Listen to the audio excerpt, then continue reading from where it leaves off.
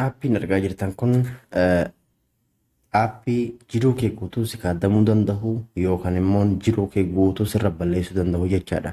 Aappiin kun bilbila ismaartii kan fayyadamu jiraatan hundi keessanuu bilbila irratti akka bilbila keessan gubbaa akka jiru hundi keessanuu quba qabaadhaa isiniin jedha.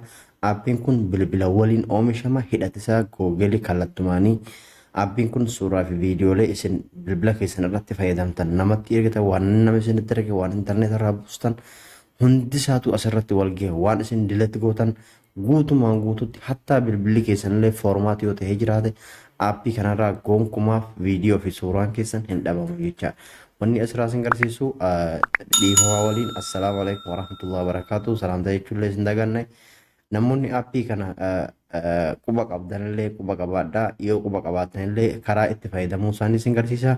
Aappii kana iimeelii fi paaswoordii mataa keessanii yoo kasirritti beektan ta'e kan isin qofaan fayyadamaa jirtan ta'e karaa salphaadha. Yoo isin qofaa kan fayyadamaa hin jirre ta'e garuu kasaaraa guddaadha. Akkasumas siistama isaa haala yoo sirreeffanne kasaaraa guddaa isinitti fiduu danda'a. Kallattumaan viidiyoo fi suuraa wantoonni isin intarneeta irraa buufanillee wanni isin kallattii waraabdanillee guutuun isaa karaa Google keessatti akka faca'uu fi karaa Google intarneeta keessatti akka ofirraa dabarsu yoo quba hin qabaanne ta'e quba qabaadhaa. Waan san akka moduu qabdanii yoo iimeelaa fi paaswoordii keessan isinumti qofaa fayyadamtanii siistama isaatti fayyadamuu iimeelaa fi paaswoordii keessanii beektan haalaan bareedduudha. Yoo hin beekne karaa salphaadhaan akka ofirraa cuftan isin garsiisa nafaana bu'a. Erga as keessa seennee gubbaa cuqaasni erga keessa seennee bakka mallattoo piroofaayilii tana argaa jirtan jedhee yaada. Erga mallattoo piroofaayilii tana argitaniin booda piroofaayilii gubbaa cuqaasni. Erga mallattoo piroofaayilii gubbaa cuqaasneen booda kunoo karaa kana nu fida maal godhuu qabdanii bakka siitiin geddu tana optishin siitiin geddu tana cuqaastanii jecha. Asirratti erga cuqaastaniin booda erga asirratti cuqaastaniin booda asitti bakka kanatti iimeela keessa isinii fida jecha. Ka jalqaba haaratti iimeela keessa isinii fida. Maal gootanii irra cuqaastanis. Erga irra cuqaastanii karaa kanaa isinii fida.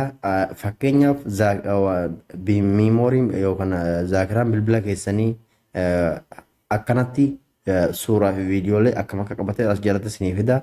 Maal godhuu qabdaniin wanti asitti banaa jirtan tana argaa jirtanii waan tana ifirraa cufuu qabdanii jecha. Ofirraa cuftanii waan tana. Yoo iimeelaa fi paaswoordii keessan sirriitti itti fayyadamuu fi siistama isaa irraa hin beekne wanni isin godhuu qabdan ifirraa cuftanii jecha salphuma.